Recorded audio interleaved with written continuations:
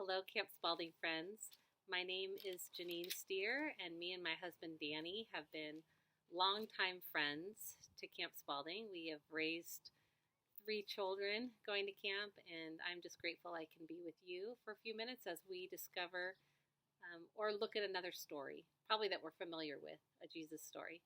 I'm going to tell you a little story. My daughter and I, she's 18, she had to commit by May 1st on where she was going to college. She was leaning into going to Creighton University in Nebraska, but because of COVID-19, we weren't able to fly there or see it when we originally were going to go. So last week we jumped in our car the night before. Our 19-year-old made us a platform to sleep in the back of our Subaru, and we took a 40-hour road trip from here and back.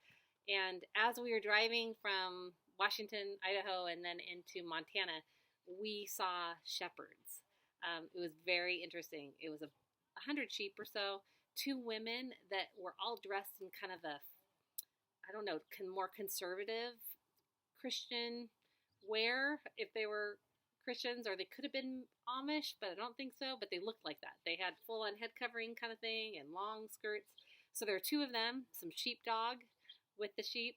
And then there was this dude, he looked like a cowboy, full-on Marlboro Man kind of cowboy, driving a beat-up red Toyota Tercel as the last part of, instead of a horse, it was a red Tercel. And as I was looking at that scene of shepherds, it made me think of the passage we're going to look at right now, which is John 10, verses 1 through 10. So hear now God's word. Very truly, I tell you, anyone who does not enter the sheepfold by the gate, but climbs in by another way, is a thief and a bandit. The one who enters by the gate is the shepherd of the sheep. The gatekeeper opens the gate for him, and the sheep hear his voice. He calls his own sheep by name and leads them out. When he has brought out all his own, he goes ahead of them, and the sheep follow him because they know his voice. They will not follow a stranger, but they will run from him because they do not know the voice of strangers. Jesus used this figure of speech with them, but they didn't understand what he was saying to them.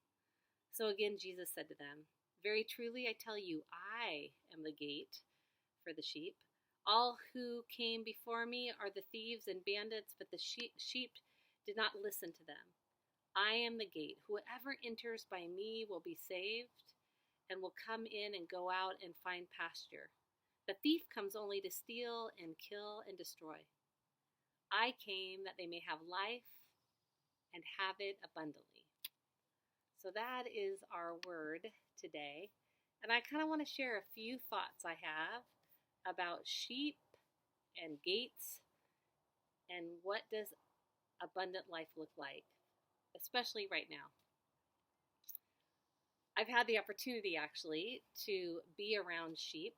I grew up in a cow town in California, and my stepsister raised sheep for 4-H, so I spent many hours with sheep. And this is what I could tell you about sheep. There are 4 things that I could tell you really personally what I know about sheep, and then a good quote of a friend who was in 4-H too. The first thing is that sheep are filthy animals, generally covered in mud and their own waste. Their wool can tangle around all sorts of nastiness and hold onto until the shepherd shows up to get it clean. It's a good thing that Woolite works on wool, whether it's in a sweater or still on the sheep. The best shepherds use it before shearing. We used to use it back in high school. Sheep, here's my second thing that I believe about sheep. They either have a death wish or are really stupid, or probably both. I once heard sheep described this way. Sheep are just born looking for a way to die.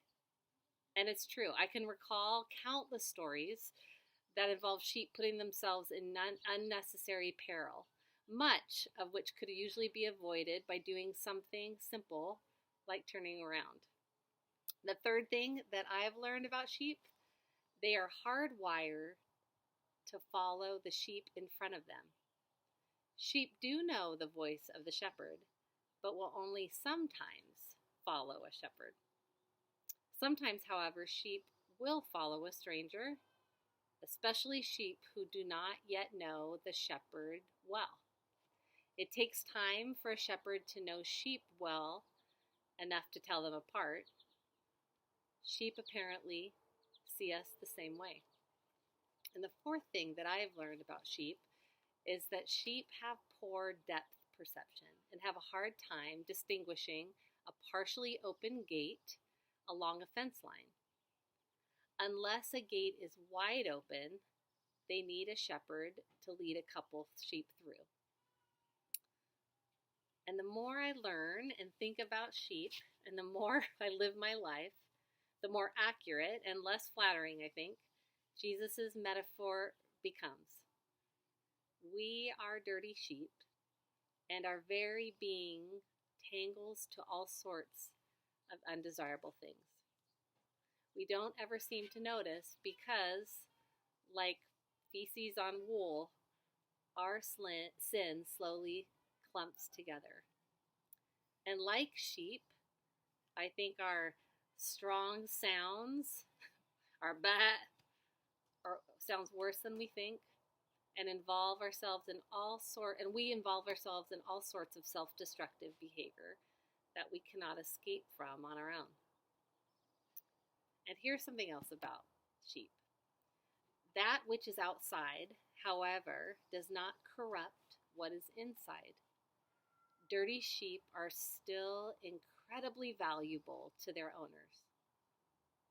So are we to God. The good news is that, like sheep, you are not alone. You have not been rejected and abandoned, and God understands what that feels like. And Jesus, well, he stays with you through it all, no matter what, to the very end.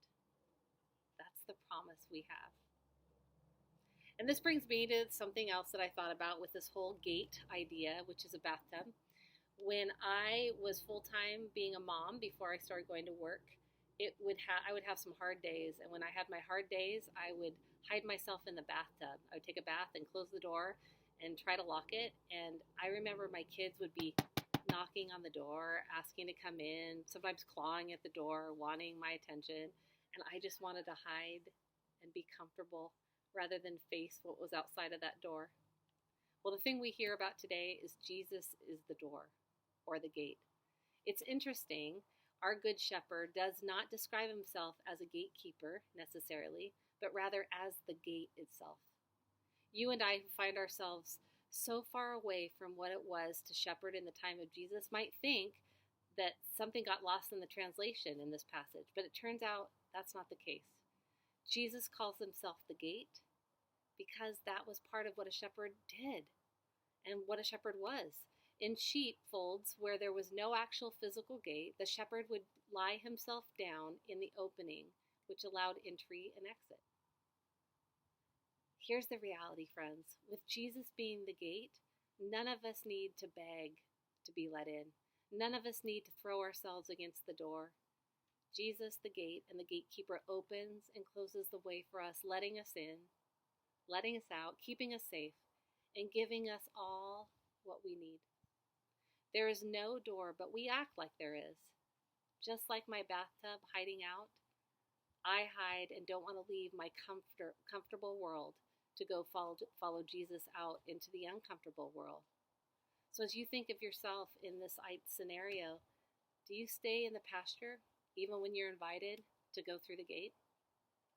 And so I find myself wondering just how my life would be different if I lived believing and trusting that the gate is all that I needed. How about you? The last thing I want to talk about quickly is this idea that I came that they might have life and have it abundantly. That's what Jesus said. And what does it look like to live life abundantly right now in this season? There are thieves and bandits taking our lives. As of today, 252,000 recorded deaths from this coronavirus. And that's not only the that's not only the kind of deaths we have. How about the bandit that robs relationships, that robs jobs and stability? So, again, what does abundant life look like today?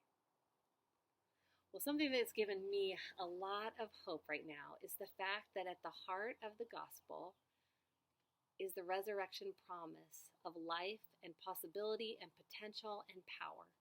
That we are not only saved from something, but also for something. For life in all of its abundance here and now. For a while, abundant life isn't defined by Jesus in our passage. It comes right after the healing of the man born blind.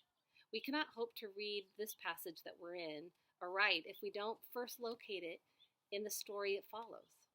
For the man born blind, abundant life is sight. It is release from dependence, it is freedom and light and new opportunity. This in turn invites us to imagine that abundant life, and perhaps salvation itself, is connected to our context. For the blind man, it is sight. For the single parent, it might be companionship and help. For the bullied teen, it might be acceptance and an advocate. For the impoverished neighborhood, it might be dignity and the chance of self-determination. For the retiree, it might be involvement in a worthwhile cause. Well, you get the picture. Abundant life looks different in different places and to different people, but it always manifests itself as a response to whatever seeks to rob the children of God of their inheritance of life, purpose, and joy. The sheep that belong to Jesus follow him because they know his voice. His voice can be recognized because it leads to life, abundant life. What are you finding life-giving in your day-to-day life at the moment? And where in our world can you give freedom and light? What is Jesus saying to you through this experience? How is Jesus inviting you to find more abundant life, even in these days that are so unknown? Lastly, back to those shepherds. On our way back from Nebraska, we ended up seeing the shepherds again. And this time it looked a little different. We had the two women again in their dress.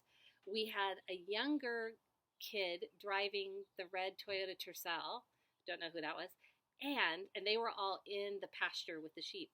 And then on the frontage road, there was a horse with a cowboy riding the horse the opposite way, smoking a big cigarette and just talking to these other shepherds. It was such a motley crew. And it made me think about that this is what God's kingdom is like. A bunch of outcasts and oddballs gathered together, not because they're rich or worthy or good, but because they know who they are and who they belong to, and they know the job they have to do. And there's always room for more.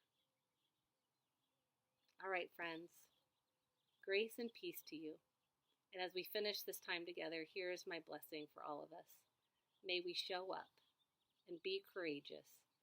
May we listen, give freedom, love deeply, and let the shepherd lead. Peace.